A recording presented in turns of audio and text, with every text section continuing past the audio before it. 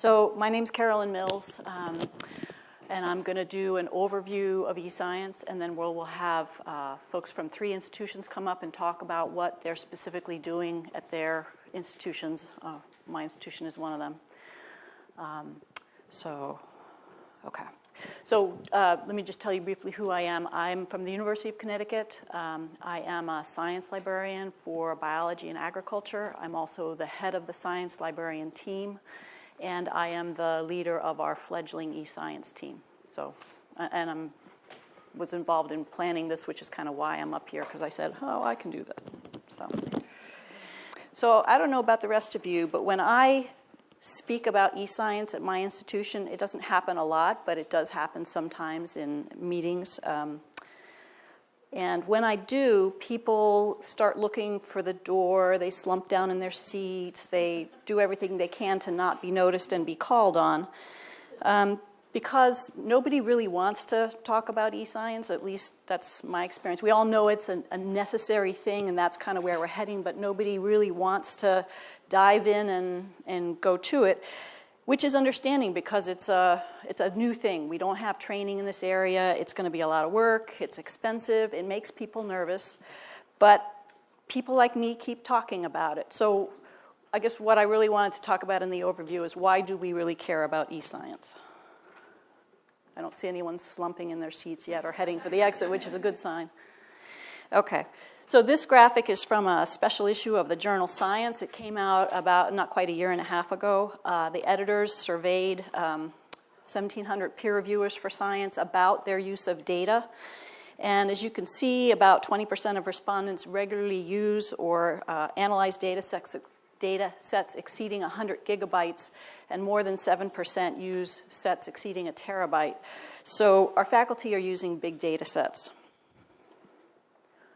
43% of respondents needed to store their data for at least 5 years, and more than a third of respondents plan to store their data permanently. So storage and preservation is important as well. About 2/3 of researchers ask for access to someone else's data, and generally at least some of that data is made available. So data sharing is also an important issue for our faculty. But what makes data storable, accessible, and usable is how it is managed. And right now, data management is a very ad hoc business. The technologies, workflows, and skill sets for this new area are too new for real organization and interoperability. A lot of data is not accessible, and even when it is accessible, it's not really very usable. So the special issue of Science had 2 main themes. The first is that scientific disciplines are finding this data deluge to be extremely challenging. And the second is that tremendous opportunities can be found if we can better organize and access our data. And this was written for scientists. This was not written for librarians, but this is something that we should be listening to.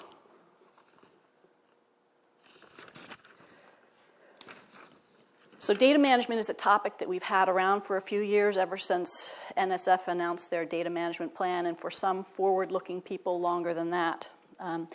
But data management is really just a part of eScience, and ARL defines eScience as computationally intensive research carried out in highly distributed networked environments. So a lot of computer power, a lot of people working on the same or related projects. A related term is e-research. And e-research is making use of grid computing, high technology, can be data intensive, but it's carried out at a different scale. So the really big stuff is eScience, and everything else on a kind of a sliding scale is considered e-research. We had classic examples of eScience the first day. Both neuroscientists talking up here were doing big collaborative science. E-research, when I was listening to the folks doing chemistry yesterday, that I would have called e-research. Although the number of collaborators she had up on that screen, I guess it's all kind of a sliding thing. It kind of depends on how you personally define it. So why do we care about data? The number of questions and problems facing us right now is astronomical. And if we have to do new research to solve everything that's in front of us, we'll never get it all done. There's a lot of research that's already out there, and it can be used by people in new and different ways. So an example of a complex problem that uses a lot of data from a lot of places is climate change. If you think about what's involved in working on climate change, all the different disciplines that can potentially be involved, you could name 10 or 12. I mean, ecology and meteorology, economics, business, oceanography, engineering, it's a lot, and each one of those groups has data, but they don't necessarily have data that will talk to each other. Another thing to consider from the librarian's point of view is we've been focused on the literature, and that's been very important, and it's still important going forward. But the literature is really just a summary of science. The actual science is the data itself. And so if we want to help to preserve what's important going forward, working with the data is important. The open data movement has been gaining ground. It's related to open access for literature and open source for code. Basically, it means that data should be open and available to everyone to use, to republish as they wish with a few restrictions. And so that's taking hold as well. Some funders, bless you, some funders recognize that data is valuable, and so you're seeing increasing number of grant funders for government bodies, for the most part, requiring data sharing, requiring data management plans like NSF, but NSF and NIH are not the only ones. NASA, USDA, Department of Education, National Endowment for the Humanities all have some kind of data sharing or data plan requirement, and Wellcome Trust in the UK as well. And also, at least in the life sciences, some journals require data archiving as well. Examples are Nature, Molecular Ecology, and the Journal of Heredity. So there's data archiving, sharing, and management going on in a lot of places. Why don't people share? If this is such a great idea, why isn't everyone already doing it? Some disciplines are already doing it. Physics, computer science, molecular biology all have some infrastructure set because they've been thinking ahead. It's been important to their disciplines. GIS is another area where there's already a lot of sharing and interoperability going on. But there's a lot of disciplines where it isn't happening. And so why? Researchers themselves, actually, at most institutions and in many disciplines, there's not an incentive already for them to do the work that it takes to make their data interoperable and share it. Data citations are not recognized in the tenure and promotion process. And this is starting to change. Administrators and department chairs and folks are starting to think about data, but it's nowhere near where it needs to be. If you think about it, there is no impact factor for data citing. There's no H-index for data citing. So there's a whole metrics system that has to be put in place if we want to be able to measure data citations and take them seriously. Also, many funders don't require sharing. So some do now, more than I had realized when I was preparing for this talk, but there's an awful lot who don't. Researchers are possessive about their data. When I was working on the eScience Institute that we'll talk about in a little bit, we did a lot of interviews, and I was surprised for how many staff this was important. They put years of effort into gathering this data, and they weren't going to just send it out until they were done with it. So and it's understandable. It's human nature. Some disciplines don't necessarily value sharing. It's not in their culture, so it's not an innate thing that's just going to happen. And data sharing requires infrastructure, and a lot of disciplines don't have that yet. And we're not just talking about computers and servers. We're also talking about standards for interoperability, vocabulary, common metadata and vocabulary, data preservation practices. Those all have to be in place before you really get a good back and forth. Many researchers don't teach their students systematic best practices, and they themselves may not know them as well. And sharing data requires a commitment, and it's easy to say, yes, that's a great idea and I'm all for it, but then to go back and do the actual work that's required is a lot more difficult, and people who are pressed for time, as we know our researchers are very pressed for time, something's going to slip between the cracks, and often this is what it is. So researchers often leave their day-to-day data management to their graduate students, but this is what a lot of graduate students' desktops look like. Most institutions do not have a formal instruction program for data management or data literacy.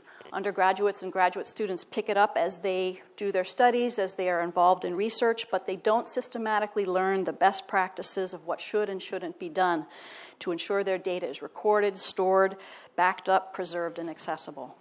We assume that graduate students and faculty know what they're doing, and a lot of times they do, but a surprising number of cases of informal surveys or anecdotal stories, they really don't. I talked to a researcher, it's a year and a half ago now, who I asked him where he stored his backup, and he pointed to the CDs on the shelf, and that was his system. In the past, this only impacted one's own research, but now with requirements from funders, it can potentially impact the funding stream for the institution. And it also impacts the availability of data. A year ago, I wasn't at boot camp. I had to go to a data curation conference in Illinois. And at that conference, I saw Carly Strausser speak from she's now at the California Digital Library. And she did a survey last year of undergraduate faculty at a lot of different institutions asking about the data management skills that they considered important for their students to know. And then she asked, well, how many of those skills are actually taught? And so you can see the skills that are listed there.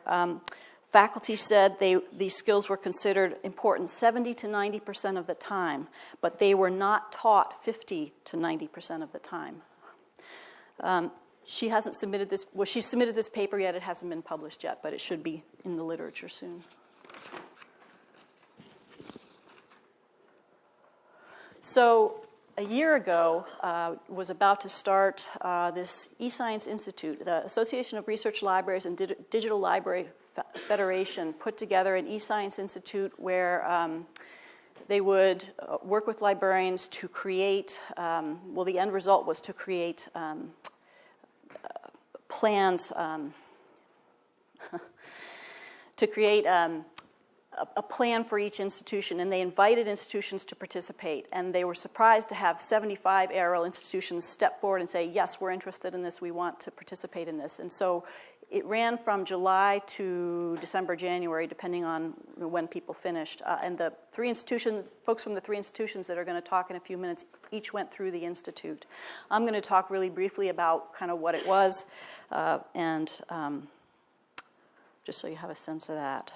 What else did I want to say?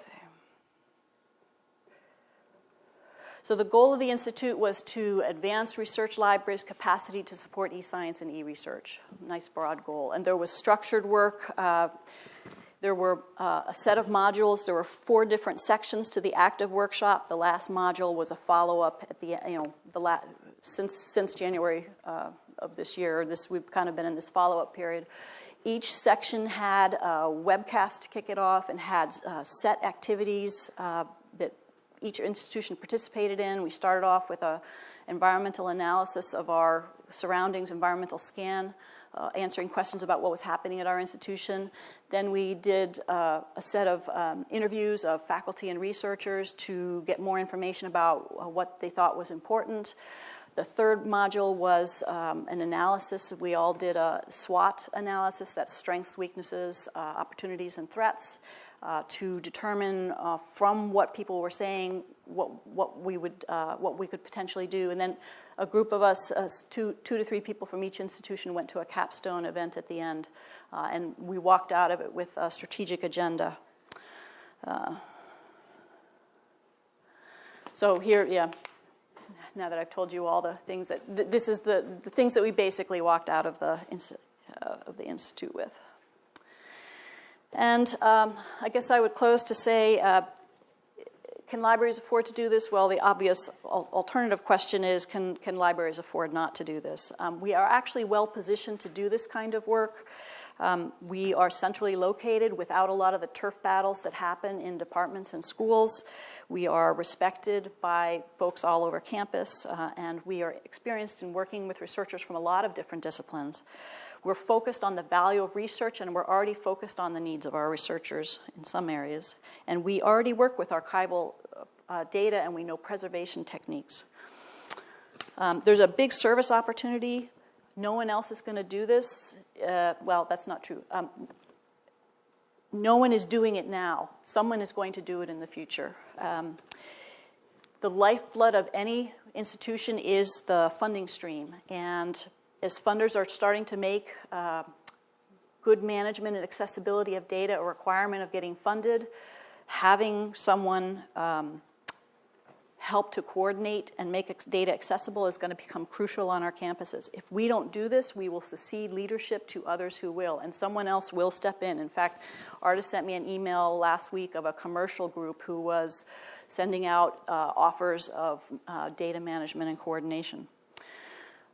And College and Research Libraries News just last week, I think, or the week before, cited data curation as one of the top 10 trends in academic libraries. We already knew it was important. And last week, the next eScience Institute was announced. So there is a new one starting. Hopefully there's folks in the audience who are interested in this and are thinking about stepping forward. It starts in October, runs to January, I think. And there is a new group involved. It's ARL and DLF and also DuraSpace. DuraSpace is a group that includes DSpace and Fedora repository folks. So an opportunity is there to step forward and do this for your own institution. All right.